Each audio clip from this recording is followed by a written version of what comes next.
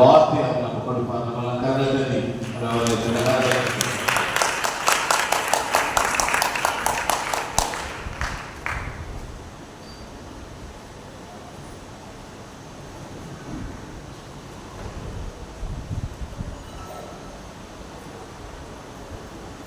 ஆண்டவரின் ரட்சகருமான இயேசு கிறிஸ்துவின் இனியற்ற நாமத்திலே உங்கள் எல்லாருக்கும் என் வாழ்த்துக்களை தெரிவித்துக் கொள்கிறேன்.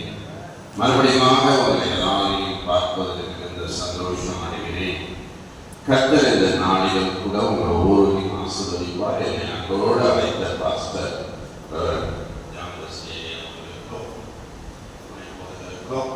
மற்றும் பாஸ்டர் அம்மாவுக்கும் மற்றும் சபை அங்கத்தினர், சபை பொறுப்பில் இருக்கிற எல்லாருக்கும் என் மனமார்ந்த நன்றியை தெரிவித்துக் கொள்கிறேன். கர்த்தர் நல்லவர், அவர் கிருபை. அல்லேலூயா, அல்லேலூயா, அல்லேலூயா. ஆண்டவர் நல்லவர், அவருக்கு கிருபை மாறாததாய். 5 மாதங்களை அவரிடத்தில் உழைக்கப் போகிறோம். ஜூன் மாதத்திற்குள் பேசிக்க போகிறோம்.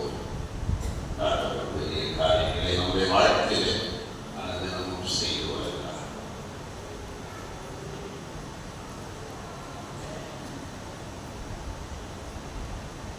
கொரிந்தியர் 13ஆம் அதிகாரம்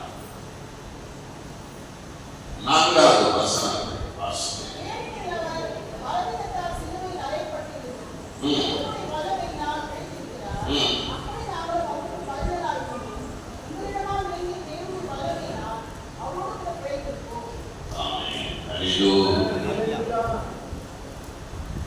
அவர் பலவீனத்தால் சிலுவையிலே அறையப்பட்டிருந்தும் தேவனுடைய வல்லமையினால் அவர் உழைத்தார்.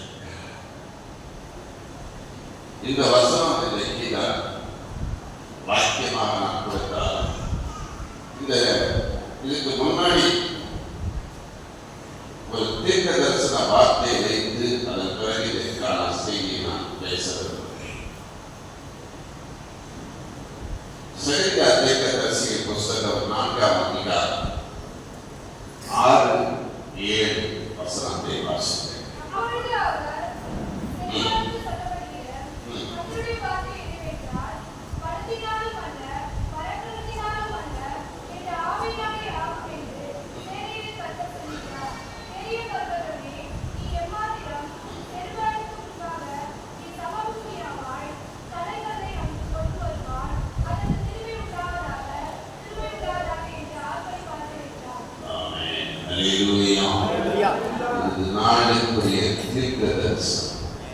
இந்த மாசத்தை பொறுத்தவரைக்கும் பயங்கரமான நிகழ்வுகள், சாட்சி போராட்டங்கள் அதிகம்.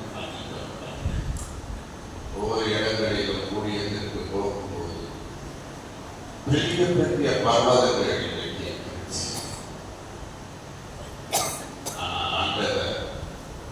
பெரிய பர்வதத்தை சொர்பாவிற்கு முன்பாக இருக்கிற பெரிய பர்வதமே நீ ஏமாற்ற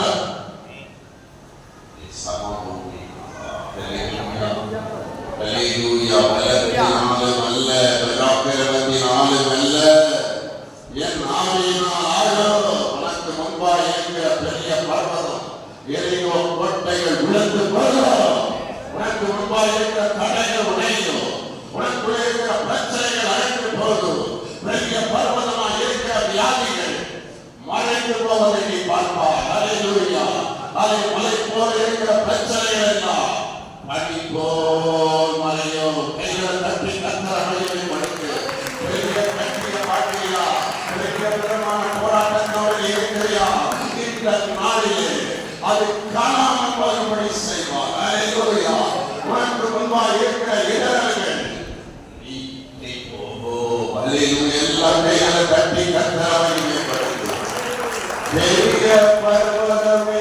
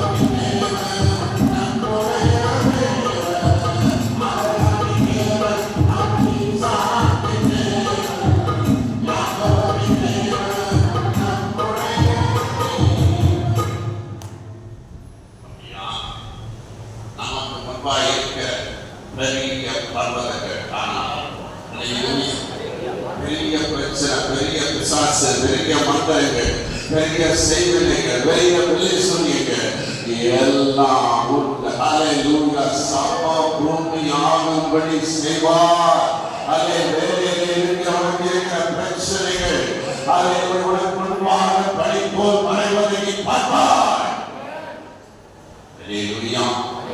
சபையிலே இருக்கிற பெரிய பர்வதங்கள் விழுந்து போகும். ஹல்லேலூயா. இந்த நாளுக்குரிய வாக்குத்தத்தத்தை நான் பேச விரும்புகிறேன்.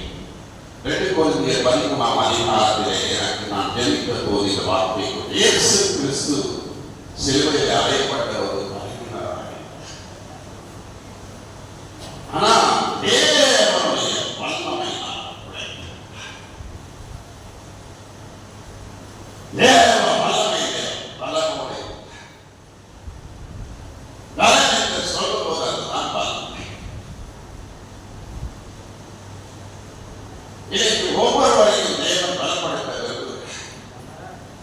தேவனுடைய வல்லமையினாலே அவருடனே கூட நாம் உழைத்திருக்கிறோம். தேவ வல்லமை இல்லாமல் ஒருவர் உழைக்கவே முடியாது. ஒவ்வொருத்தர் வாழ்க்கையிலும் தேவனுடைய வல்லமை இருக்க வேண்டும். சில பிசாசு வல்லமையோட வாழ்கிறவர்கள் இருக்கிறார்கள், மாம்சத்தோட வாழ்கிறவர்கள் இருக்கிறார்கள்,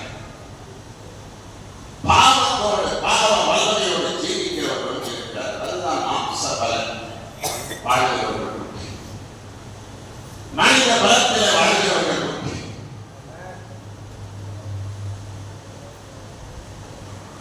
தேவன் கற்பனை எழுப்பி அவர் நம்மையும் எழுப்புவார்.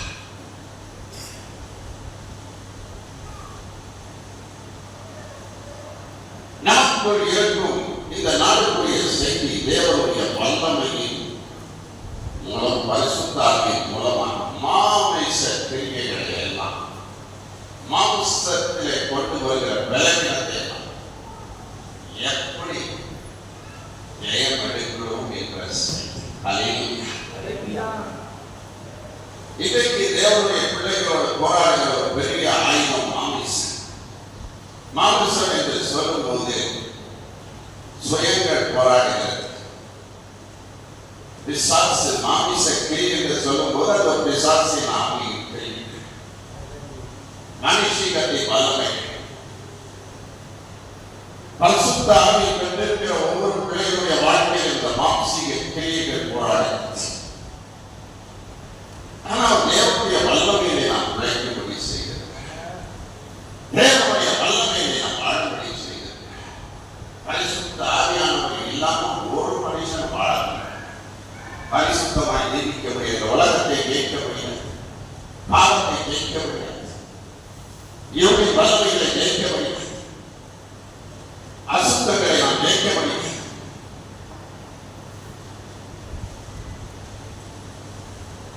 ஆதியாகமம் 2ஆம் அதிகாரத்திலே 9ஆம் வசனத்தை வாசிக்கும்படி கேட்டுக்கொள்கிறேன்.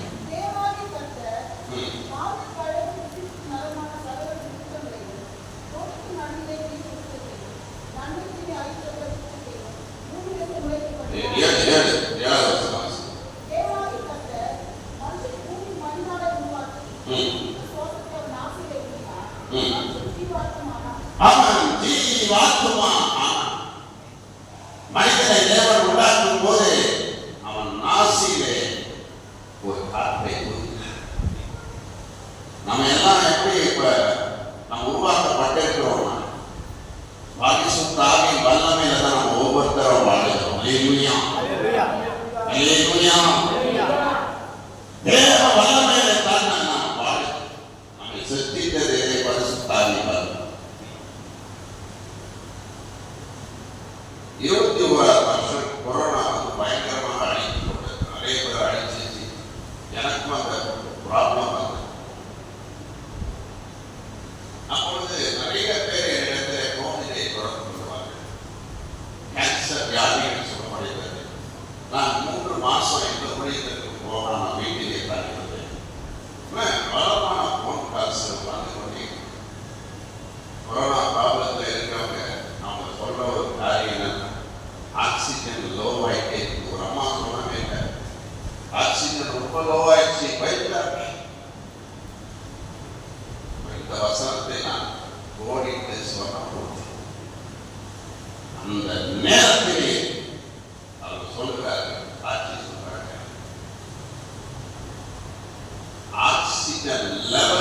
ஏறிக்கொண்டே இருந்துச்சு. அல்லேலூயா.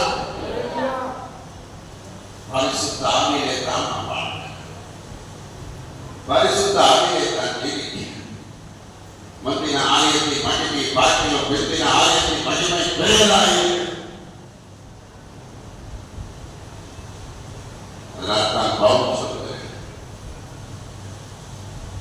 என்னை பலப்படுத்துகிற கிறிஸ்துவினாலே எல்லாவற்றையும் செய்ய எனக்கு பலன். ஒவ்வொரு கூட்டங்களுக்கு நாங்கள் கூடியதற்கு செல்லும்போது நானும் சரி, மனைவியும் சரி, சில நேரங்களில் விலகி நினைப்பார்.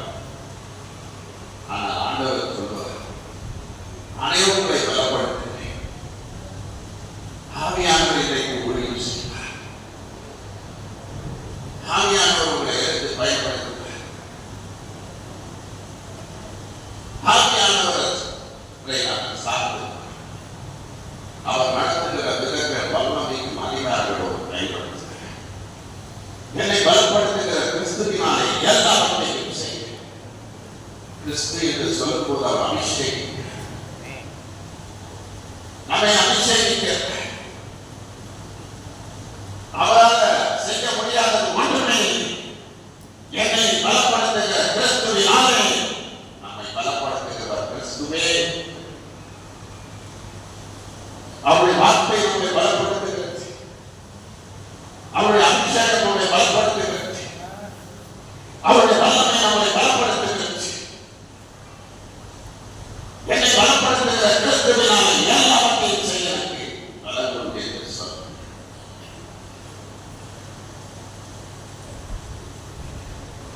அதனால்தான் யோவேல் 3:10 சொல்லுகிறார், பலவீனன் என்று சொல்றார். நிறைய நேரங்களில் நம்ம பலவீனத்தை பற்றி சொல்லிக்கிட்டே இருக்கோம். எனக்கு இடுப்பு வலிக்குது, கால் வலிக்குது, கை வலிக்குது. ஆண்டவர் சொல்லுகிறார், பலவீனன் என்று சொல்லாத, பலவான் என்று சொல்வாயாக. அல்லேலூயா. எதையோட பார்த்து ஆண்டவர் சொன்னார், பலவீனன், ஒரு பயந்தாக்குறை, தேவனுக்காக எழுப்பாதவன், பராக்கிரமசாலியை கர்த்தர் ஓடுகிறேன்.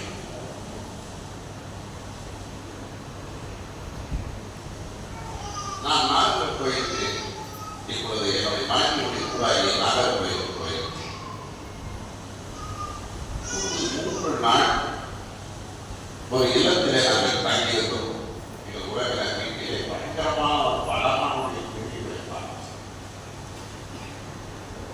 நான் ஜெபித்த பொழுது அந்த பலவானுடைய சக்தியெல்லாம் தேவன் அழித்த விதங்களை பார்த்தேன். இன்றைக்கு சத்து ஒரு பலவானத்தான் இருக்கு. அவனை எப்பொழுதும் பலவீனப்படுத்திக் கொண்டே தான் இருக்கிறார். சோர்வடைய செய்து கட்டிவிடுகிறார். அடிமத்தனத்திற்குள் விழச் செய்கிறார். மாமிச பயன்களை கொடுத்து நம்மை மாற்றிவிடுகிறார்.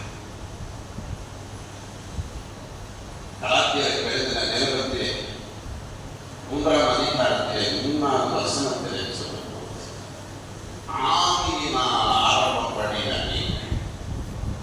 நீங்கள் மாம்சத்திலே முடிவு பெற்றீர்களே என்று சொன்னீர்.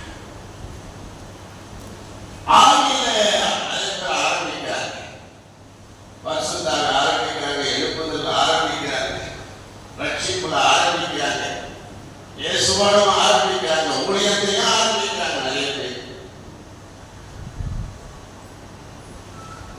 போக போக போக போக மாமிசம் வந்து இந்த மாமிசம் உள்ள வர வர பணாசை வருது, பெண்ணாசை வருது, வீழ்ச்சிக்கு மேல வீழ்ச்சி ஆயிடாங்க. கடைசியில் முடிவு மாம்சத்தோட முடிகிறது. ஆவியில தொடங்கி ஆவியிலே நீ முடிக்க வேண்டும். கைகளை தட்டி கத்தர மகிமை கொடுத்து ஆவியில தொடங்கிற நீ ஆவியானவருடைய வாழ்க்கை எழுப்புவதை வாழ்க்கைக்குள்ள ரட்சிக்கு வாழ்க்கை தொடங்கப்பட்டிருக்கலாம். இந்த ஸ்பிரிச்சுவலான வாழ்க்கையில் ஆவிக்குரிய வாழ்க்கையை தொடங்கப்பட்டிருக்கலாம். நீ எப்படி தொடங்கியோ அதை போல முடிக்க வேண்டும். அல்லேலூயா. அவருக்கு துவக்கமும் முடிவுமாய் இருக்கிறார். அவரை அந்தமும் ஆதியும் அந்தமுமாய் இருக்கிறார். அவர் அல்பாவும் ஒமேகாவுமாய் இருக்கிறார். அவர் முந்தினவரும் வெற்றினவரும் உள்ளவருமாய் இருக்கிறார். இன்றைக்கு நிறைய பேர் முந்தினவர்களும் பிந்தினவர்களாய் இருக்கிறார். பிந்தினவர்கள் முந்தினவர்களாய் இருக்கிறார். 40 வருஷம் விசுவாசி, 50 வருஷம் விசுவாசி சொல்றோம். 40 வருஷ காலம் ஊழியத்திலே இருக்கிறவங்க ஒன்று. ஆனா புதுசா வர்றவங்க செயல்படுறத பார்க்க பராமரிப்பான தொழில். காரணம் என்ன? ஆவியில நம்ம தொடர்றோம். ஆவியிலே முடிக்கிறோம். ஆவியிலே தொடக்கிற விசுவாசத்தை கடைசி வரை பிடிக்கிறது. ஆவியிலே தொடங்கின தேவ அன்பை நாம் ஒரு நாள் விட்டுவிடக் கூடாது.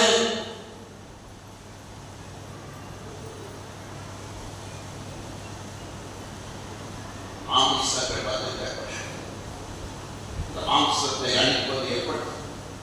மாம்சீக கிரியைகள் என்னென்ன காரியங்களை நம் வாழ்க்கையில் செய்கிறது அதை குறித்து தான் இன்னைக்கு நான் பேச விரும்புகிறேன்.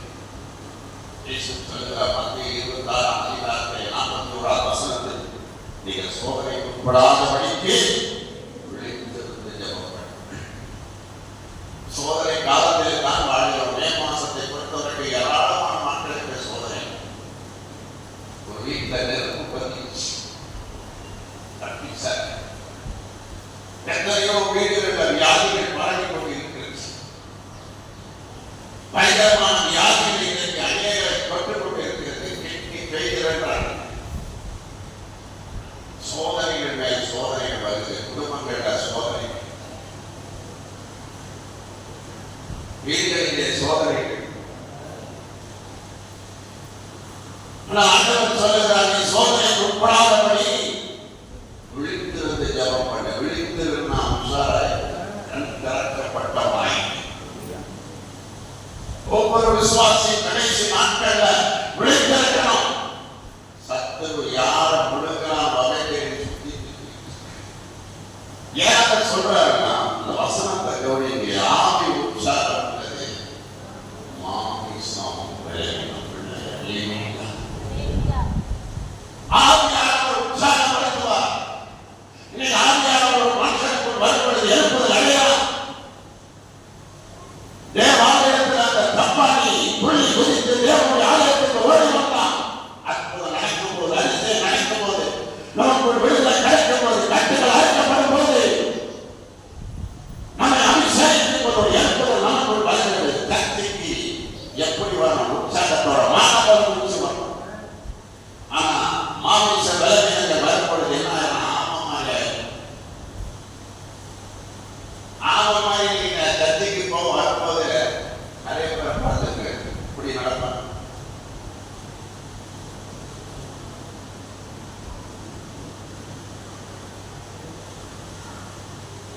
வானம் போல குறித்து வருகிறவங்க ஆவியோட உற்சாகம் உள்ளது.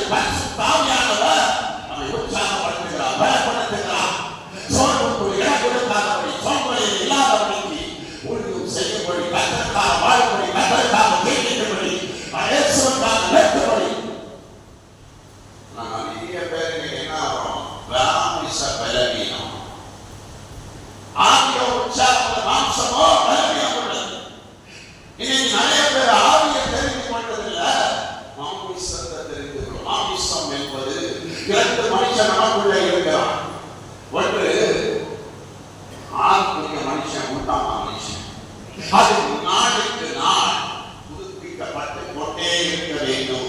நாளுக்கு நாள் நம்ம பலப்பட்டு கொண்டே இருக்க வேண்டும். நமக்குள்ள ஆவியானவர் எப்பொழுது இருக்க வேண்டும்? ஆண்டவரோடு இருக்கிற வரமுறையில் எப்பொழுது இருக்க வேண்டும்? சபை இருக்க வேண்டும், வேத வாசிப்புகள் இருக்க வேண்டும், சபையில் இருக்கிற ஐக்கியங்கள் இருக்க வேண்டும், ஊழியக்காரரோடு இருக்கிற ஐக்கியங்கள் இருக்க வேண்டும். தேவனுடைய அபிஷேகத்தினால் நிரப்பப்படுகிற ஒரு வாழ்க்கை தான். ஆனால் அதை விட்டு மாமிசத்துக்கு போகும்போது பாவங்கள் போகிறது, இச்சைகளிலே வாழ்கிறார்கள். மாமிச பலவீனங்கள். ஒன்று யோவான் 2ஆம் அதிகாரத்திலே 15ஆம் வசனத்திலே வாசிக்கும் பொழுது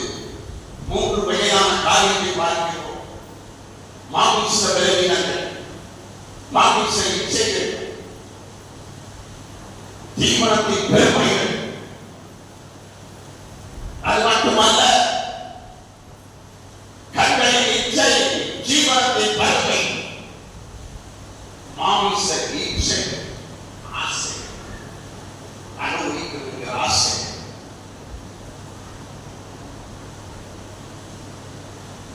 ஜீவனத்தின் பெருமை பயங்கரமானது. இன்னைக்கு நாம விசுவாசிகளிட்ட கொடி கட்டி பார்க்கிறது ஜீவனத்தின் பெருமை. நான் பெரியவன், நீ பெரியவன். சிலர் 5 ஸ்டார் ஹோட்டல்ல போய் சாப்பிடுறது ஒரு பெரிய ஜீவனத்தின் பெருமை. கிறிஸ்தவ பிள்ளைகள் இன்னைக்கு நிறைய சினிமா பார்த்தால் ஒரு ஜீவனத்தின் பெருமை. மார்க்கம் போறது, சுத்துறது, ஊர் சுத்துறது, அது ஒரு ஜீவனத்தின் பெருமை. சிலருக்கு பெருசா தாராள போகணும், ஜாலியா. ஜீவனத்தின் உலக பெருமை நான் குப்பை கட்டத்து குப்பை. இன்னைக்கு அந்த குப்பை எல்லாம் கட்டிட்டு இருக்காங்க. ஜீவனத்தின் பெருமை. சில பசங்க சொல்லுவாங்க, என் ஃப்ரெண்ட்ஸ் தப்படிக்கிற நான் தப்பா நினைப்பாங்க, தப்படிக்கிறவங்க. ஒரு சிலர் சொல்லுவாங்க, நான் வாழ்க்கையில் இருந்த ஜீவனத்தின் பெருமை இன்னைக்கு வாழ்க்கைக்கு போறது நான் வாழ்க்கை. கிறிஸ்தவ வாழ்க்கை பரிசுத்தமான வாழ்க்கை. கிறிஸ்தவ வாழ்க்கை என்பது தேவனோடு நடக்கிற வாழ்க்கை. கிறிஸ்தவ வாழ்க்கை என்பது பலனடைகிற வாழ்க்கை. ஆவிக்குரிய ஜீவிக்கிற வாழ்க்கிற வாழ்க்கை. கிறிஸ்தவ வாழ்க்கை என்பது வேறு புரிகிற தெய்வம் கையில தட்டி கத்தலாமல் ஆவிக்குரிய பிள்ளையாக தேவன் தெரிந்து கொண்டிருக்கிறார். ஆவிக்குரிய தனமாக தெரிந்து கொண்டிருக்கிறார். மனப்பாட்டியாக அவர்கள் தெரிந்து கொண்டிருக்கிறார்.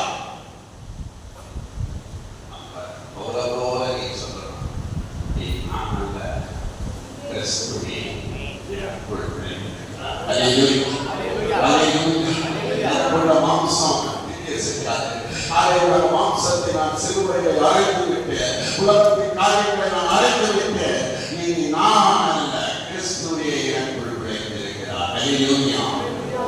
இனி ஜீவிப்பது நான் அல்ல, கிறிஸ்துவே என்னில் ஜீவிக்கிறார். இனி ஜீவிப்பது நான் அல்ல, கிறிஸ்துவே என்னில் ஜீவிக்கிறார்.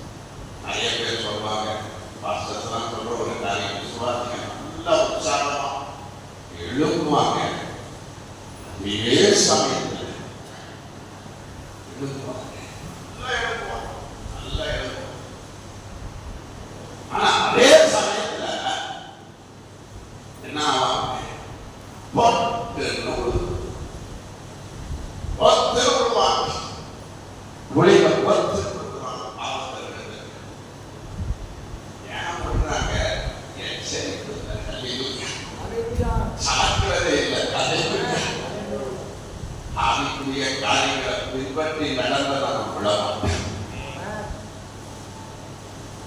இந்த மாமிச கேள்விகளில் இருந்து நாம் ஜெயிப்பது.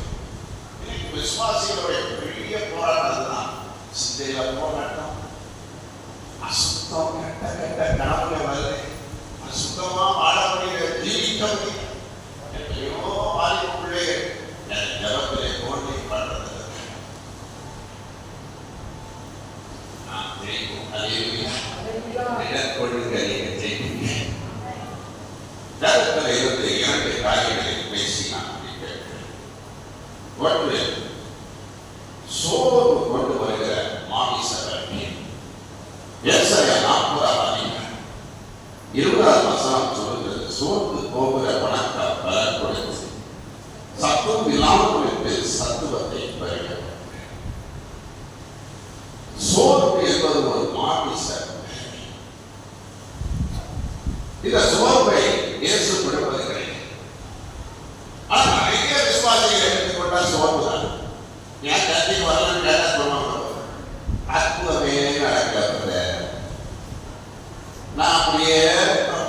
விடுதலையே கிடையாது. சோர்ந்து போச்சு.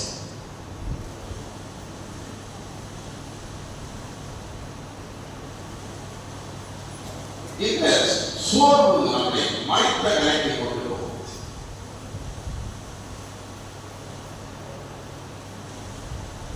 ஜெபம் பண்ண மாட்டாங்க, பைபிள் படிக்க மாட்டாங்க. ஏமாற்றத்துக்குள்ள போக வைக்கிறதே இந்த சோர்வு வேற. Discouragement, depression. எத்தனையோ சர்ச்சைகள் சோர்ந்து கிடக்கு. எத்தனையோ விசுவாசிகள் சோர்ந்து இருக்கிறாங்க, ஊழியர்கள் சோர்ந்து இருக்கிறாங்க. ஆண்டவரோ நம்மை தட்டி எடுப்புகிற தேவனாய் இருக்கிறார். அல்லேலூயா. உன்னை சோர்வு கொள்ள அல்ல, உன்னை உற்சாகத்தின் ஆவியினால் நிரப்புவதற்கு தாவீது சொல்கிறார். உற்சாக ஆவி என் மேல் தங்கும்படி செய்யும். இதற்கு உற்சாகம் நிறைய பேர்கிட்ட இல்ல. ஊழியம் செய்வதில் உற்சாகம் இல்ல, கிடைப்பதில் உற்சாகம் இல்ல, அவருடைய வாழ்க்கையில் சபைக்கு வருவதில் உற்சாகம் கிடையாது. இன்றைக்கு கர்த்தர் உனக்குள்ள உற்சாகத்தின் ஆவியை கட்டளையிடுகிறார். ஒரு ஸ்மார்ட் ஸ்பிரிட்டை கொடுக்கிறாரு, ஒரு சுறுசுறுப்பான ஆவியை கொடுக்கிறாரு. ஆண்டவருக்கு சுறுசுறுப்பான ஆவி பிடிக்கும். நிறைய பேர் என்ன ஆவிக்குன்னா நல்ல ஸ்பிரிட், எப்ப பார்த்தாலும் நல்லாவே இருப்பாங்க. சஞ்சலம் நல்லா இருக்குது. இதனால்தான் ஆண்டவர் சொல்றாரு, மங்கி எரிகிற திரியை அவர் அப்படியே கர்த்தராய் இருக்கிறார். அல்லேலூயா, அல்லேலூயா. எப்பொழுது நாம் பிரகாசிக்கிற தேவனாய் இருக்கிறார். ஒருவரை சோர்ந்து போய் கிடக்கலாம், ஒரு ஆத்மா சோர்ந்து இருக்கலாம், விடாய்த்து போய் கிடக்கலாம். எனவே தரிசி சொல்கிறார், உன்னுடைய ஆத்மா அல்லேலூயா நிப்பாற்றமான தோட்டத்தை போல் இருக்கிறது, அது பொறுத்து போவதில்லை. ஆண்டவர் வாக்கு கொடுக்கிறார். இதை சோர்ந்து கிடக்கிற ஒரு வாழ்க்கையில ஒருவரை சோர்ந்து இருக்கலாம், ஆத்ம பிள்ளைகள் சோர்ந்து இருக்கலாம், அதற்கு முன்னியும் செய்கிற பிள்ளைகளும் சோர்ந்து இருக்கலாம், ஆத்மீக பிள்ளைகள் சோர்ந்து இருக்கலாம், நன்றாக ஜெபிக்கிறவங்க சோர்ந்து இருக்கலாம், நல்ல பக்தி உள்ள சீக்கிரத்தில் வாழ்கிற பிள்ளைகள் சோர்ந்து இருக்கலாம். இன்றைக்கு ஆண்டவர் ஒரு சோர்வை அகற்றி உனக்கு ஒரு விடுதலையை தருகிறவராக இருக்கிறார். உற்சாகப்படுத்துகிற தேவனாக இருக்கிறார். வேதத்தில் 1 நாட்கள் 19ஆம் அதிகாரம் 4ஆம் வசனத்திலே பார்க்கிறோம். வாசிக்க கேட்போம். அவர் வனாந்தரத்தில் ஒரு நாள் பிரயாணம் போய் ஒரு சூரைச் செடியின் கீழ் உட்கார்ந்து தான் சாக வேண்டும் என்று கோரி, போதும் கர்த்தாவே, என் ஆத்துமாவை எடுத்துக்கொள்ளும், நான் என் பிதாக்களை பார்க்கிறோம் நல்லவன் அல்ல என்று சொல்லி. ஆமென். இந்த இடத்துல எலியாவுடைய பிரயரை பார்க்கிறோம். எலியாவுக்குள் ஒரு சோர்வின் ஆவி, அவர் ஒரு பயங்கரமான ஒரு தீர்க்கதரிசி, வல்லமையான ஒரு தீர்க்கதரிசி, அக்னியாக எழுப்பின தீர்க்கதரிசி, வானத்தில் அக்னியை கொண்டு வந்த தீர்க்கதரிசி, எல்லாத்திலும் மேல அவர் ஒரு ஜெப வீரர். ஆனால் அந்த மனிதனுக்குள்ள எசபேல் என்ற ஒரு பெண் எதிரியாக வந்தார். அல்லேலூயா. பிசாசு எப்படிப்பட்டவனை வீழ்த்துவதற்கு பயன்படுத்துகிற ஆயுதம் எசபேல். எசபேல் என்பது ஒரு வேசித்தனத்தின் ஆவி, எசபேல் என்பது ஒரு விக்கிரகத்தின் ஆவி, எசபேல் என்பது எரிச்சலின் ஆவி. இன்னைக்கு ஊழியக்காரருடைய ரத்தத்தை குடிக்கிற ஆவிகள், அதுதான் எசபேல் ஆவி. இன்னைக்கு தேவனுடைய பிள்ளைகளுக்கு விரோதமாக எழுப்புகிற எசபேல் ஆவிகள் உண்டு. அதுபடி பயப்படுத்தும் ஆவி, பயப்படுத்தும் மரண பயத்தை கொண்டு வருகிற ஆவி. இந்த எலியாவுக்குள்ள ஒரு பயத்தின் ஆவி வந்தது, ஒரு திடீர் ஆவி வந்தது, அவருக்குள்ள ஒரு சோர்வின் ஆவி வந்தது, சோம்பல்ல கிடக்கலாம் துக்கத்தின் ஆவி, பலப்பதின் ஆவி அவருக்குள்ள. நிறைய பேருக்கு என்ன பண்ணுவாங்க, அழுத்திட்டே இருப்பாங்க. எப்போ பார்த்தா அங்கே எனக்கு ஞாபகம் நடந்துச்சு, அழுதுகிட்டே இருப்பாங்க. அது ஒரு ஸ்பிரிட். கண்ணீரோடு ஜெபம் பண்றது அது வேற விஷயம். மன துக்கத்தோடு ஜெபிப்பது ஒரு அவசியம். தேசத்துக்காக ஜெபிப்பது, ஊழியக்காரனுக்காக ஜெபிப்பது, சபைக்காக ஜெபிக்கிற கண்ணீரோடு மன துக்கத்தோடு ஜெபிப்பது ஜெபம் ஒன்று. ஆனால் அவருடைய ஜெபம் புலம்பல் ஜெபம். சோர்ந்துட்டு போயிட்டு, ரொம்ப சோர்ந்து போயிட்டு புலம்பல் ஜெபம். அவனுக்குள்ள ஒரு அசுத்தாவி, அவிசுவாசத்தின் ஆவி வேலை செய்யும். ஒரு விசுவாச வீரன், ஒரு ஜெப வீரன், அக்கினியை கொண்டு வந்தவன் கர்த்தருக்காக நிற்கிறேன் என்று சொன்னவன் ஒரு ஒப்பள வார்த்தையை கேட்டு போட்டு கொடுத்தான். நீங்க அப்படிதான் விசாரத்தெல்லாம் பண்றோம். பயமுறுத்தல், ஒரு பயமுறுத்தல் ஆரம்பி வேலை ஸ்தலத்துல பயமுறுத்தும்,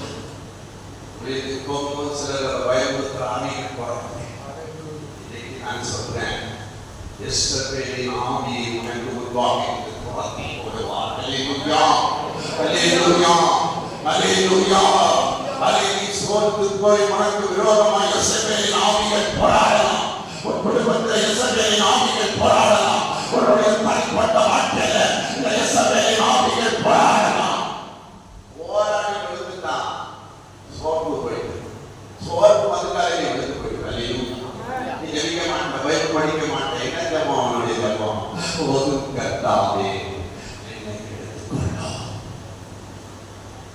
போதும் கர்த்தாவே என்னை எடுத்துக்கொள்ளும், நான் வாழ்ந்தது போதும். அப்ப எலியாவுக்குள்ள ஜெபிச்சது ஆவியானவர் வாக்களெல்லாம் பெருமூச்சோடு ஜெபிக்கிறவர். ஆனா எலியாவுக்குள்ள ஜெபிச்ச ஜெபம் அசுத்தாவிக்கிறதுல நேரம் ஜெபிப்பாங்க பாத்தீங்களா? மரண ஆவியோட ஜெபிப்பாங்க. ஆண்டவரே நான் வாழ்ந்தது போதையா எடுத்துக்கொள்ளும். போய்கிட்டே நிறைய பேர் வாய் வார்த்தை செய்கிற நிறைய பேர் ஜபம் என்ன பண்றோம்? எதுக்கு ஜபம் பண்றோம்? இதனாலதான் எலியாவுக்கு இருக்கிற அபிஷேகத்தை எலிசாவுக்கு கொடுத்தாங்க. ஒரு நாள் கர்த்தருடைய பிள்ளைகள் சோர்ந்து போகக்கூடாது. சிங்கம் போல இருக்கணும், சிங்கம் போல இருக்கணும். அல்லேலூயா. ஏன்னா நம்ம ஆண்டவர் யூதன் கோத்திரத்தில் சிங்கமா இருக்கிறார். இப்படிப்பட்ட ஒரு சூழ்நிலையில இந்த எசபேலின் ஆவி ஒரு பக்கம், எலியாவுக்குள்ள தூக்கத்தில் ஆவி தூங்கிட்டே இருக்கிறான். சோம்பரின் ஆவி, எழுந்திருக்க முடியாத ஒரு ஆவி, கண்ணாடி இருக்க முடியாத ஒரு ஆவி. அப்போ என்னை எடுத்துக்கொள்ள சொல்லி ஜவுனிக்கு படுத்துட்டான்.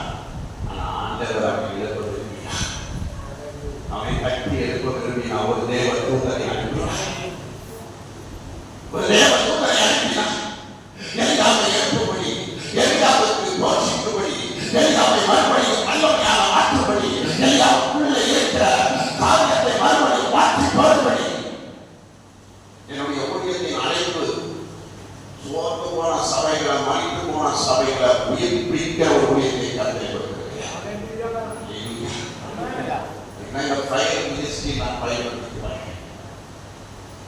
இந்த தேவ தூதரை பரலோகத்தில் இருக்கிற தேவ தூதரை அனுப்புகிறார். எலியாவை கட்டுகிறார், எழுப்புகிறார், போஜனம் பண்ணுன்னு சொல்றாரு, கொடுக்கிறான், சாப்பிட்டு திருப்பி பண்ணுறான்.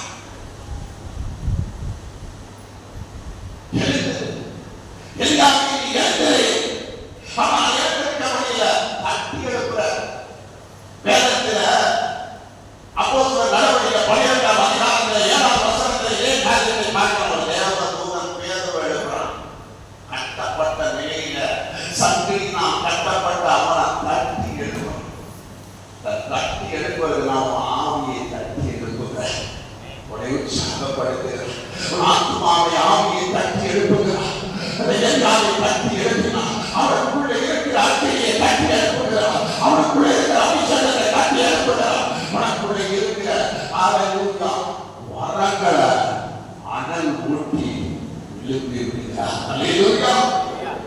எலியாவை நீ போக வேண்டிய தூரம் வெகு தூரம். நீ பண்ண வேண்டிய காரியங்கள் பெரிய காரியங்கள் இருக்கிறது.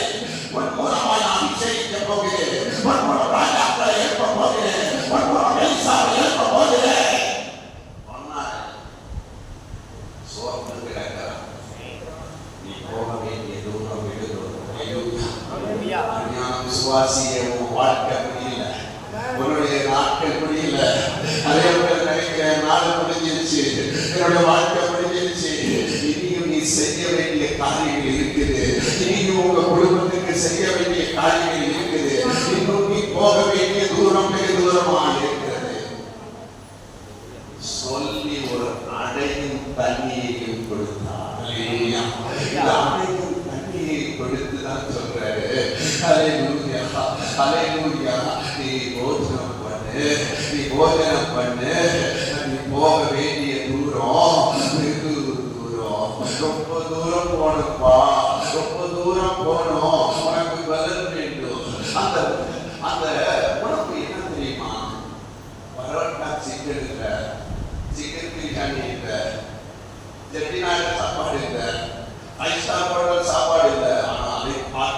மேலான ஒரு வெளியேறப்பட்ட சாப்பாடு ஆண்டவர் கொடுக்கிற சாப்பாடு எப்போதுமே நல்லதா இருக்கும். உன்னை பலனடைய செய்யும், உற்சாகப்படுத்தும், உன் சரீரத்துக்கு தெம்பு வர செய்யும், உன்னை ஒரு கழுக போல மாற்றுகிற வல்லமையை கொடுக்கிறது. சாதாரண பலன் அல்ல. எலியா படுத்து கிடந்து சோர்ந்து போய் தூக்கிட்டு இருந்து சோம்பல்ல கிடந்தவன அந்த தேவதூதன் பட்டி எழுப்பி சொல்றாரு, அல்லேலூயா, நீ போக வேண்டிய தூரம் வெகு தூரம். ஒரு தடவை சாப்பிட்டான், மறுபடியும் கொடுக்கிறேன். அட்டையும் அது ஒரு ஆவிக்குரிய அர்த்தம் கொண்டது. அடை என்பது தேவனுடைய வார்த்தையாக இருக்கிறது. அது ஒரு தீர்க்க தரிசனத்தின் வார்த்தையாக இருக்கிறது. எவ்வளவு பேர் என்னுடைய ஊழியத்தில் ஜெபிக்க வரும்பொழுது, அநேகருக்கு வரும்பொழுது, தீர்க்க தரிசன வார்த்தை வரும்பொழுது, அந்த அடையை நான் கொடுக்கும் போது, தீர்க்க தரிசன அபிஷேகத்தை ஜனங்களுக்கு கொடுக்கும் போது, அந்த வார்த்தையை விடுதலை ஆக்கப்படுகிறார்கள், அந்த வார்த்தையை சுகம் பெறுகிறார்கள், அந்த வார்த்தையை ஜீவனை பெறுகிறார்கள், அந்த வார்த்தையை உயிர்நீச்சி அடைகிறார்கள். அந்த வார்த்தை அவர்களை இழப்பு கட்டி இழப்பதாக உடைந்து போன எலியா வாழ்க்கையில, சோர்ந்து போன வாழ்க்கையில ஒண்ணு அட ஒண்ணு அதுதான் ஜீவ தண்ணி. பரிசுத்தாவியின் அபிஷேகம் ஒரு பக்கம் தேவ வார்த்தை, அது அனுதினம் நீ புசிக்க வேண்டும். விசுவாசிய ஒவ்வொரு நாளும் தேவ ஆலயத்துக்கு வரும்பொழுது தேவன் கொடுக்கிற மன்னா, தேவன் கொடுக்கிற வார்த்தைகள், அது பரலோகத்தில் இருக்கிற வார்த்தைகள், அஜீவன் உள்ள வார்த்தைகள், அதை நீ உட்கொள்வாயாக. கைகளை தட்டி கட்டற மகிமை கொடுத்து கட்டளை உட்கொள்கிறோம், கட்ட பாவத்தை உட்கொள்கிறோம், மாம்சத்தை உட்கொள்கிறோம். நீ உட்கொள்கிற உணவு ஒரு ஆவிக்குரிய உணவாக இருக்க வேண்டும். அஜீவன் உள்ள வார்த்தையாக இருக்கிறது. திருப்புறம் பட்டயமாக இருக்கிறது. அது நம்மை சோர்விலிருந்து விலக்கி வைக்கிறது. அதிக விசுவாசிகள் பலப்படாமல் இருப்பதற்கு காரணம் என்ன? அனைவருடைய வாழ்க்கை தோற்றுமை கிடப்பதற்கு காரணம் என்ன? வசனம் உள்ள இல்லை, அனைவரும் உட்கொள்வதில்லை, அனைவரும் வசனத்தை விரும்புவதில்லை, வசனத்தை ஏற்கொள்வதில்லை, செவி கொடுப்பதில்லை. இன்றைக்கு விசுவாசிய சகோதரனுடைய சகோதரிய, இன்றைக்கு உன்னுடைய இருதயத்துல வசனத்தை ஏற்றுக்கொள், உட்கொள், புசி. அது மட்டும் இல்ல, எலியா உன்னோடு செஞ்சாரு, தண்ணி குடிச்சு.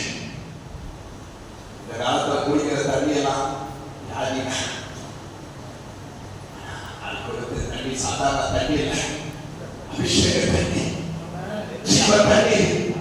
உனக்கு கொடுக்கப்பட்டது ஒரு பாவத்தை தீர்க்கிற ஜீவ தண்ணி, ஒரு ஆத்மா பாவத்தை தீர்க்கிற ஜீவ தண்ணி உனக்கு இலவசமாக கொடுக்கப்பட்டது. இன்னைக்கு அல்லேலூயா, இயேசுவுடைய சரீரம் பிடிக்கப்பட்ட போது, ஈட்டியினால் குத்தப்பட்ட போது ரத்தமும் தண்ணீரும் ஓடியது. இதற்காக உனக்காக. அல்லேலூயா. எலியாவை போன்ற மக்கள் தாகத்தோடு இருக்கிறார். ஒரு பக்கம் அவருக்கு பசி, மறுபக்கம் அவருக்கு தாகம். ரெண்டையும் தீர்த்து வைத்தார். அந்த போதன பலத்திலே அவன் 40 நாள் தேவனுடைய சன்னிதானத்திலே இரவும் பகலும் இருந்தார். அல்லேலூயா, அல்லேலூயா. சொல்ற காரியம் என்னன்னா, என்னால ஜெபிக்க முடியல, என்னால பைபிள் படிக்க முடியல, எனக்கு ஆண்டவரோடு கல்வி வாழ முடியல, பரிசுத்தமா வாழ முடியல, வாசம் பண்ண முடியல, எல்லாம் சுகர் இருக்குது, அது இருக்குது.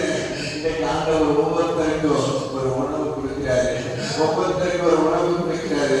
தேவ பிள்ளையே, மாமிச உணவல்ல, இச்சை உணவல்ல, அசுத்தத்தின் உணவல்ல. இன்னைக்கு பல உணவுகள் இருக்கிறது, பல கிரியைகள் இருக்குது. உணவிலேயே பல பாவ கிரியைகள் இருக்குது, பிசாசின் உணவுகளிலே பாவ கிரியைகள் இருக்கிறது.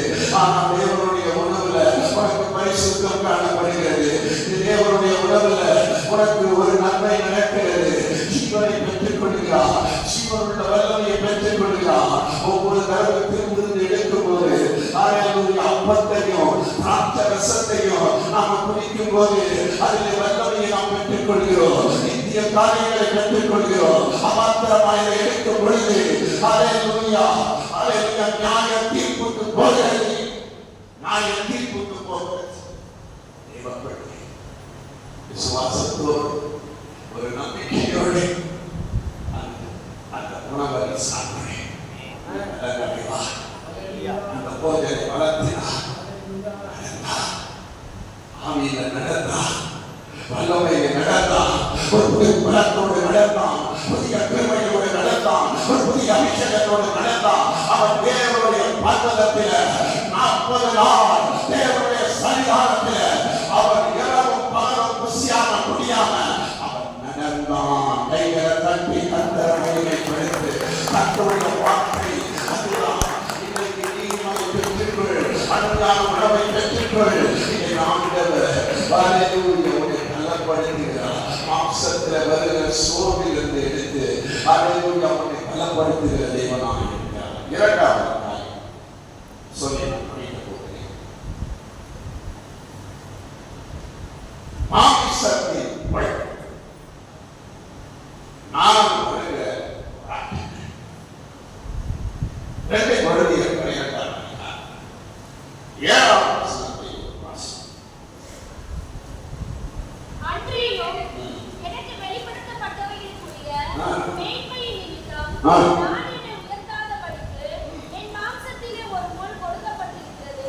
என்னை நான் உயர்த்தாதபடிக்கு அது என்னை குட்டும் சாத்தானுடைய தூதனாய் இருக்கிறது. இங்கு பவுலுக்கு ஒரு மாம்சத்தின் முள் கொடுக்கப்படுகிறது. வேதனைப்படுத்துகிற முள். சரீரத்திலே ஒரு முள் கொடுக்கப்பட்டது. தேவனால் கொடுக்கப்பட்டது. அவர் மூன்றாம் மானப்படைப்பு எடுத்துக் கொள்ளப்பட்டார். அங்கு பரலோகத்தில் இருக்கும் ரகசியங்களை பெற்று பரலோக பாஷைகளை அவர் அறிந்திருந்தார். மேன்மையானவைகளை பெறும் பொழுது அவருக்கு மேற்கூட்டி வந்துவிடக்கூடாது, பெருமை வந்துவிடக்கூடாது என்று சொல்லி மாம்சத்தில் முள்ளை தேவன் அனுமதிக்கிறார். அந்த மாம்சத்தை முள் நான் என்று சொல்கிறார். சாத்தான் அந்த முள்ளானது வேதனைப்படுத்தும், அந்த முள்ளானது உன்னை கடினப்படுத்தும், அந்த தினமும் உன்னை கலங்கரித்துக் கொண்டே இருக்கும், உன்னை வேதனைப்படுத்திக் கொண்டே இருக்கும். 3 முறை வேண்டிக் கொண்டார், இந்த முள்ளை எடுத்து போடும், இந்த முள்ளை எடுத்து போடும். முள் என்பது ஒரு வேதனையானது. ஏன் அந்த வேதனையை கொடுக்க, எதற்காய் கொடுக்கிறார் என்பதை பிற்பகுதியை நான் பார்க்க போகிறேன். இந்த முள் என்பது வேதனைப்படுத்துகிறது. அது சாத்தான் வந்து அவன் குட்டிட்டு இருக்க, சாத்தான் ஒவ்வொரு நாளும் அவனை வேதனைப்படுத்திக்கிட்டே இருக்க. இன்னைக்கு வியாதிகள் என்ற முள் இருக்கு. குடும்பங்கள்ல மட்டம் தட்ட கணவன் வந்து மட்டம் தட்ட, மனைவியை மட்டம் தட்டுற முள் இருக்கு. மனைவிங்க புருஷனை மட்டம் தட்டுறது உண்டு. குடும்பங்கள்ல மட்டம் தட்ட, பிள்ளைங்க பெற்றோர்கள் மட்டம் தட்டுறது அது ஒரு முள். சில குடும்பத்துல மனைவி முள்ள, சில குடும்பங்கள்ல கணவன் முள்ளா இருப்பாங்க, சில குடும்பத்துல பிள்ளைங்க முள்ளா இருப்பாங்க. சில இடத்துல சபைகள்ல கோச்சிக்காதீங்க, ஊழியக்காரர்களுக்கு முள்ளா யார் இருக்கிறாங்க? விசுவாசிகளே இருக்கு, விசுவாசிகளே இருக்கு. வேதனை படித்துக் கொண்டே இருக்கிற முள், அதுபோல தனிப்பட்ட வாழ்க்கையில் சில முள்கள் இருக்கு. வேதனை படுத்துகிற முள்கள். நமக்கு சரீரத்தில் கட்டிகள் உண்டு, சரீரத்தில் சில வியாதிகள் உண்டு, சரீரத்தில் உபத்திரங்கள் உண்டு. சிலராக எடுத்துக்க முடியும், சிலராக இருதயத்தில் ஒட்டி இருக்கும், சிலருக்கு கட்டி இருக்கும், கிட்னி ப்ராப்ளங்கள் இருக்கு, சுகர் பிரச்சனைகள் இருக்கும். சிலராக அந்த முள்ளை ஜெயிக்க முடியல என்று கதறுகிற உண்டு. மற்றொரு உதாரணம் சோதனை. அந்த முள்ளு அவருக்கு ஒரு சோதனையாக இருந்தது.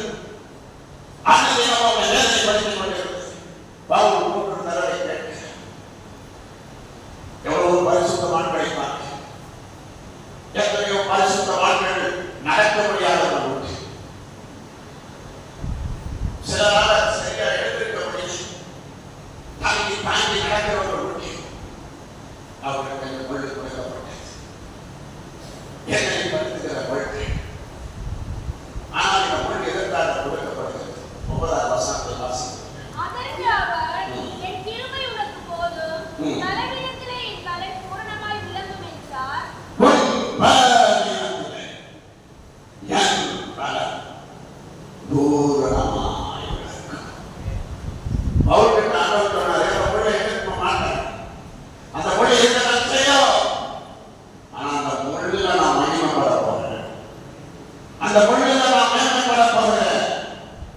உபத்திரங்கள் பாடுகள் நமக்குள் வரக்கூடாது, அதில் தேவன் மகிமைப்படுவார். அல்லேலூயா. அப்படிப்பட்ட பிள்ளைகள் என்ன கொடுக்கிறார்? வரங்களை கொடுக்கிறேன், அவங்களுக்குள்ளே வல்லமையை கொடுத்தேன், அவங்க கைகளை விசேஷித்த அற்புதங்களை செஞ்சேன். சும்மா எல்லாருக்கும் வரங்களை கொடுக்க மாட்டேன், எல்லாரும் கை வச்ச சொல்ல எல்லாரும் கட்ட அமைக்க முடியாது. எல்லா விசுவாசிகள் நிறைய நினைக்கிறாங்க, நான் கை வச்ச அப்போ உண்மைதான்.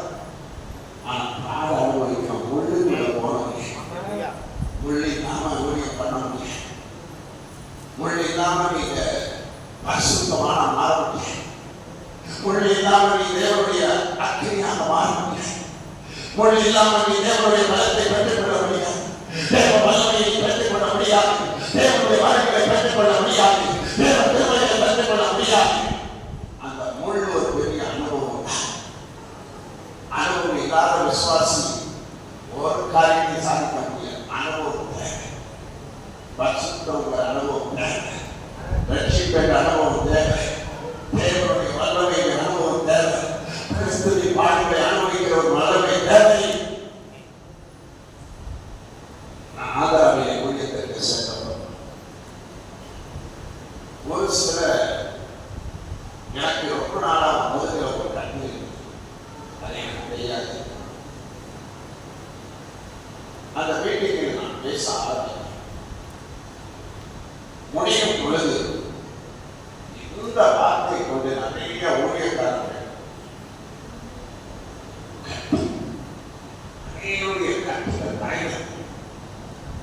சொல்றாங்க, எங்களுக்கு ஒரு முள் இருக்கு, எங்க சரீரத்தில் ஒரு முள் இருக்கு, எங்களை வேலைப்படுத்த முள்ளெல்லாம் ஆண்டவர் உடைச்சு உண்மை. அந்த மீட்டிங் நான் முடிச்சுட்டு திரும்பி வரும்போது என் முதுகில் இருந்த கட்டி பயங்கரமாக பாவமாயிடுச்சு. சரீரத்தில் வேதனை, சரீரத்திலே நான் மிகவும் கஷ்டப்பட்டேன். 23ஆம் வருஷத்திலே நடந்தவர். அப்பொழுது ஆண்டவர் சொன்னார், பெங்களூர் ஊழியத்துக்கு போல இந்த கட்டியுடைய போசமைங்க கேட்டேன். ஆமா, எதிர்த்து வரும்போது அந்த முதுகில் இருக்கிற கட்டிங்க அவர் சொன்ன வார்த்தையை நம்பி போறேன். அங்கே போனால் அப்படியே வேதனை இருக்கு, நைட்டெல்லாம் தூக்கம் இல்லை, படிக்க முடியல.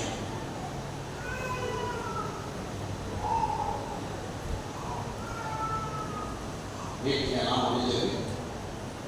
விருதாவன் எக்ஸ்பிரஸ்ல போயிட்டு எந்திரிச்சு உட்காந்துருவாங்க. வீட்டுக்கு வந்து பார்க்க பணியை நான் கழுப்பேன், டிஷர்ட்டை கழுப்பேன். மனைவி சொன்னேன், ஏங்க உங்க முதுகில் இருக்க கட்டியை காணுங்க. அதை அவங்க திருப்பை போதும், ஒரு பலவீனத்தை அவன் பலன் பூரணமாக வளரும். பூரணமா முழுமையான ஒரு பலனை வச்சிருக்கிறார், முழுமையான ஒரு வல்லமையை வச்சிருக்கிறார், முழுமையான ஒரு அபிஷேகத்தை வச்சிருக்கிறார். நேற்று தினத்தில் எங்களுடைய 30வது வருஷ திருமண நாளைக்கு கொண்டாடி ஆண்டவர்களோடு பேசும் வார்த்தை மனைவி மற்றவர்களுக்கு ஆசீர்வாதமாக அதற்காகத்தான் நம்மை அழைத்தேன், அதற்காகத்தான் நம்மை அழைத்தேன். ஆபிரகாமை போல சாராளை போல ஆவிக்குரிய தகப்பனான தாயாக நம்மை அழைச்சிருக்கிறார். அல்லேலூயா, அல்லேலூயா.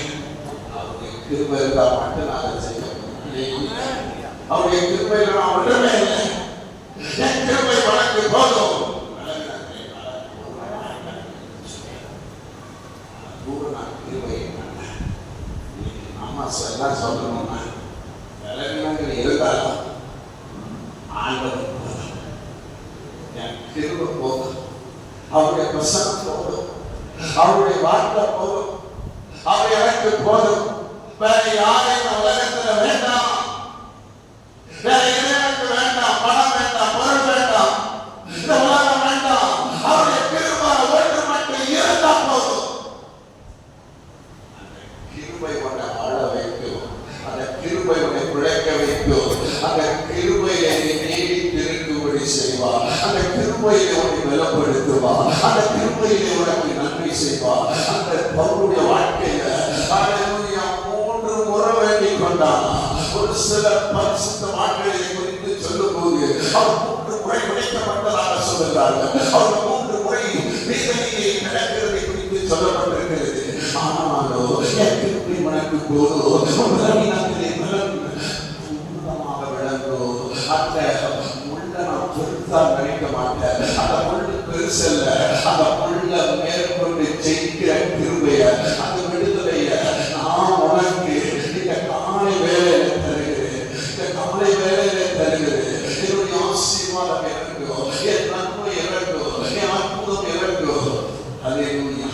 நான் வேலை செய்து கொண்டிருந்த நாட்களிலே என்னுடைய அதிகாரிகளை துன்பப்படுத்தினாங்க, அதிகாரிகளை வேதனைப்படுத்திய பொழுது நான் கிடந்து நான் வேலைக்கு போக மாட்டேன் என்ற உடம்பு எனக்குள்ள காணப்பட்டது. அப்போது ஒரு ஊழியக்காரர் குறித்து சொன்னார், நீங்க அசைக்கப்படுவதில்லை, நீங்க போக வேலைக்கு. ஒரு கூட்டத்தில் தேனி ராஜேந்திரன் என்ற ஒரு தேவ மனிதர் வந்திருந்தேன். பொழுது நான் பக்கத்தில் பார்த்திருந்தேன். அவர் சொன்னார், பவுல் எப்படி கிருபையை அனுப்புறேன் அதே போல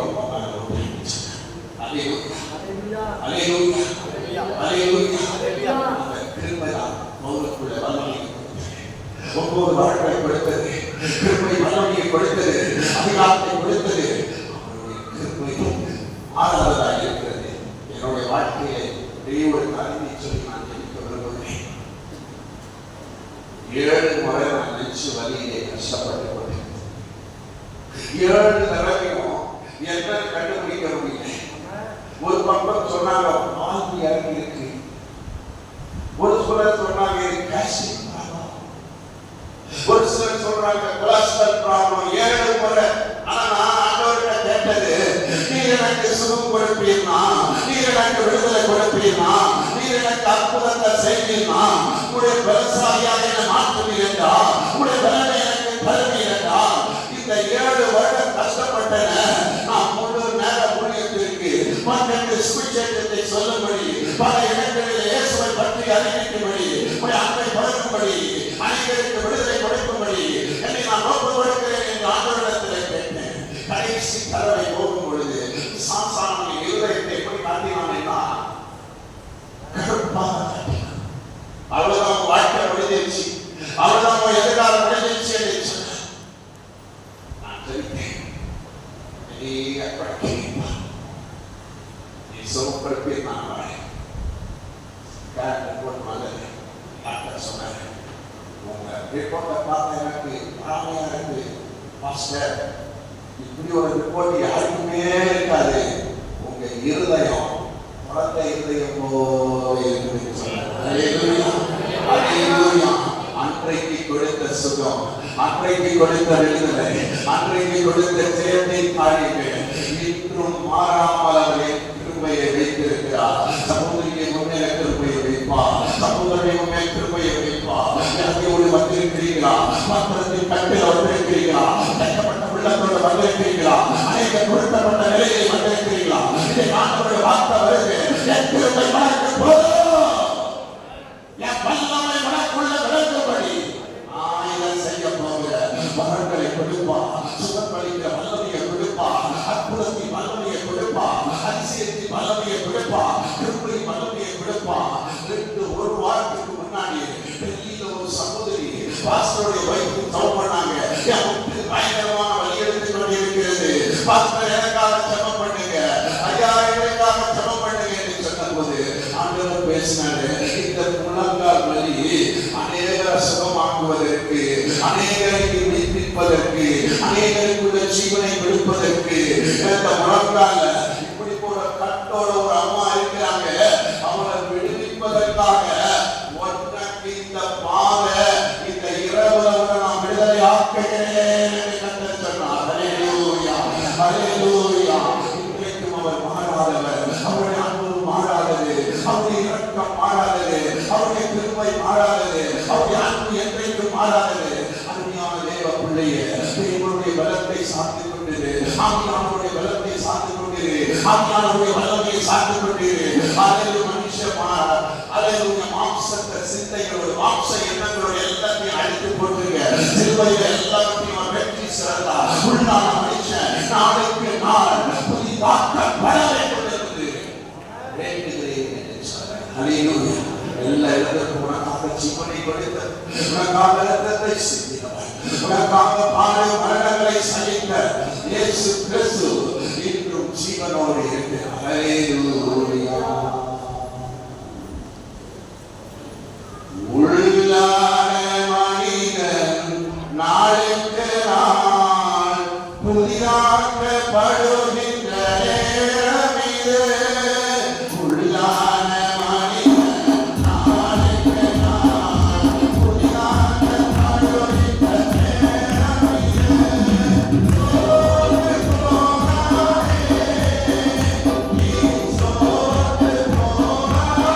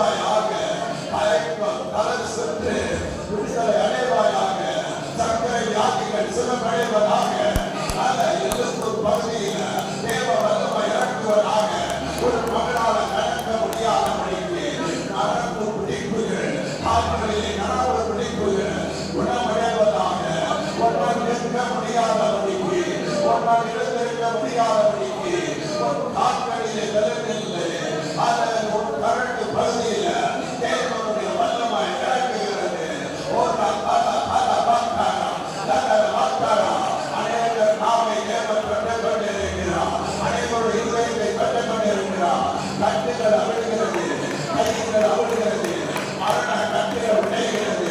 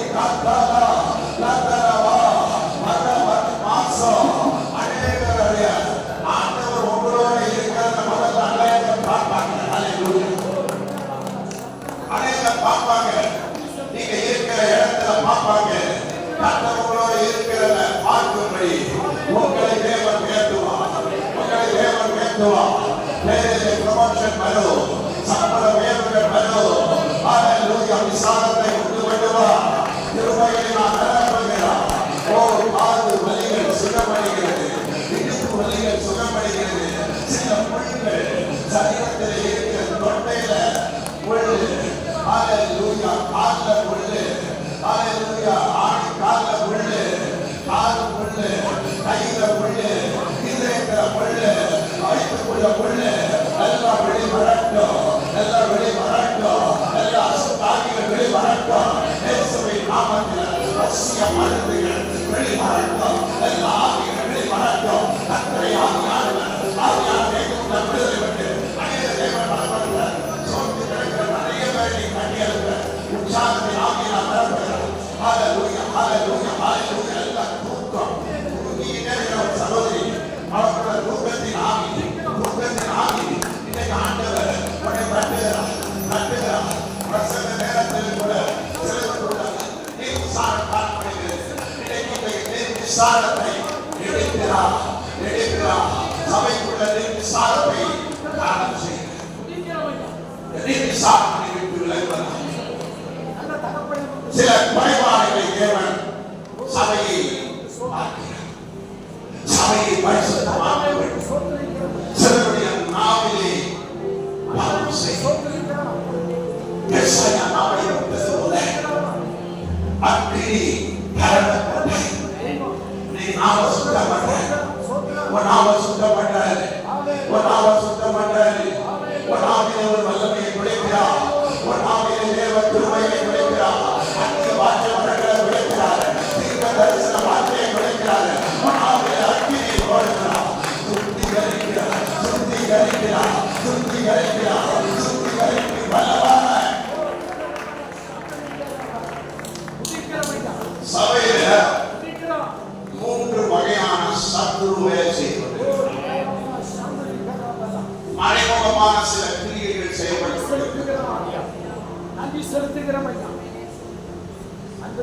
கழுகு கர்த்தருடைய வீட்டிலே இந்த கழுகு சில நாட்களுக்குள்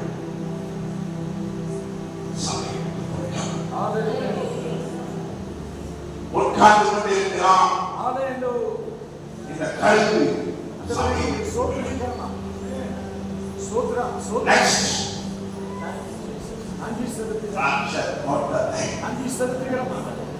மூன்றும் நான் பேசுவது வேத வசனத்தின் படி தேவன் வெளிப்படுத்தினார். ஒன்று ஓசியா 8ஆம் அதிகாரத்தில், இரண்டாவது உன்னத பாட்டிலே சொல்கிறார். திராட்சை தோட்டத்தை கெடுக்க உள்ள நலிகளை, குழி நலிகளை.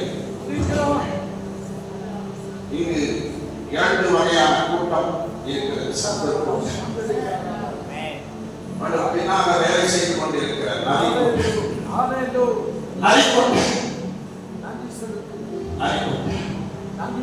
சில குழிகளை தோண்டி போடுற நலிகள், தோண்டி போடுற நலிகள், கலகத்தின் ஆவிகள் சபையில வேலை செய்து தேவன் சமாதானத்தை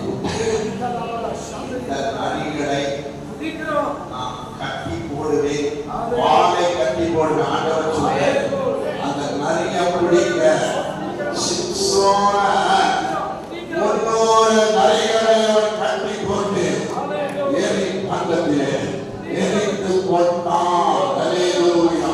எல்லா நலிகளின் வல்லமைகள் எரிந்து போகும். பஞ்சிக்கிற ஆவிகள், சபையை பாழாக்குகிற வல்லமைகள், எதிர்ப்பின் வல்லமைகள், எதிர்ப்பின் சக்திகள், ஹல்லேலூயா, கலகம் ரெட்டகம் பண்ணுகிற ஆவிகள், போல் சொல்லுகிற ஆவிகள், கலகம் பண்ணுகிற ஆவிகள், மற்றவர்களை குறை பேசுகிற ஆவிகள் எல்லாம் விலகி போகும், விலகி போகும். வாழ கட்டி போடுவே, உன்னை வாழாக்காம தலையாக்குவே.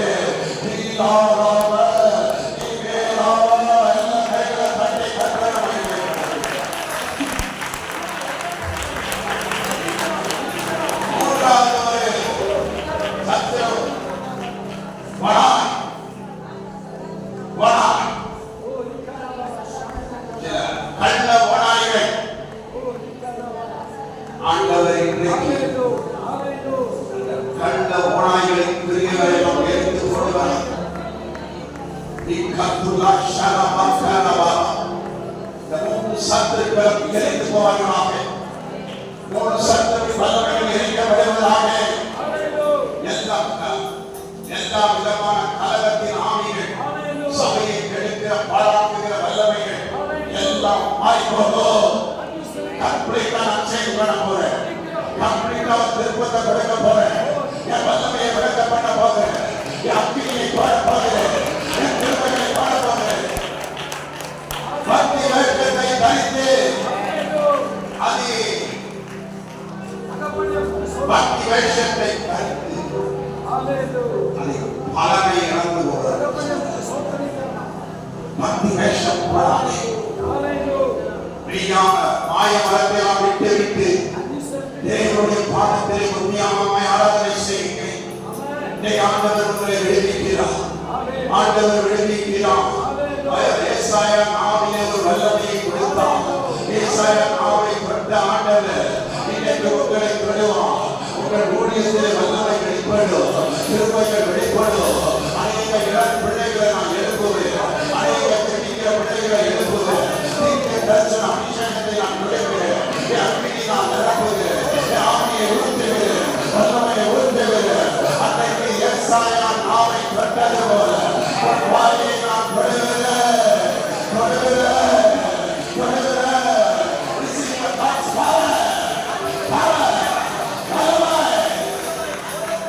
ஏசாயா நாவை கொண்டது போல எங்களின் நாவை கொண்டது.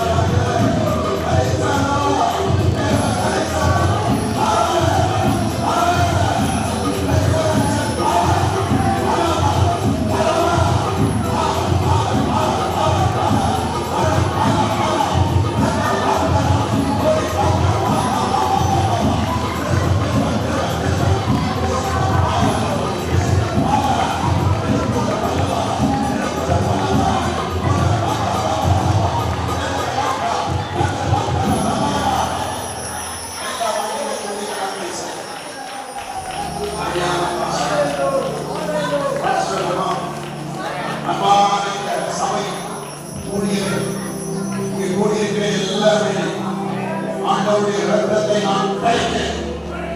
எல்லாரையும் பாதுகாத்துக்கொள். புதிய மாதத்திலே சபையை மேன்மைப்படுத்துவான். குடும்பத்தை மேன்மைப்படுத்துவான். உன்னை மேன்மைப்படுத்துவான். வேலை தளத்தில் மேன்மை வரும். உன் பிள்ளைகள் கோல்டு மெடலிஸ்டாக வருவார்கள். உங்கள் குடும்பம் கட்டப்படும். உன் வீடு கட்டப்படும். திருமண காரியங்கள் விழுகாகும். குழந்தை வாக்கியங்கள் விழுவாகும். எல்லாம் மந்திர கட்டுகள், செய்தி கட்டுகள்.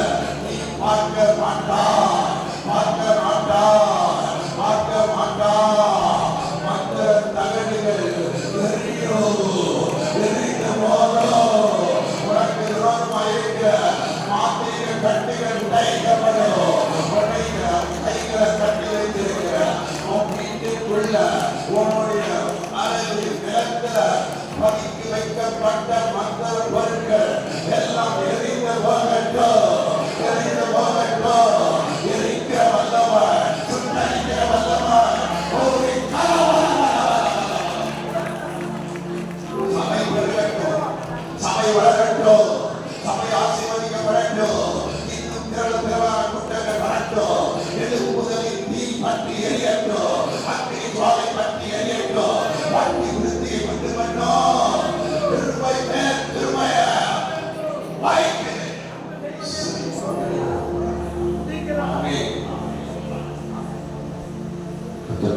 நிலவரமாகவே என்னுடைய பாடல் வருவதிலே 426வது பாடலை பாடல்களிலே அதனை காரியத்தை சேர்த்துக் கொண்டு நிலவரமாக ஒரு பாடல் வருவதற்கு 426வது கர்த்தாவே நேர்வதிலே உணவு பாடல்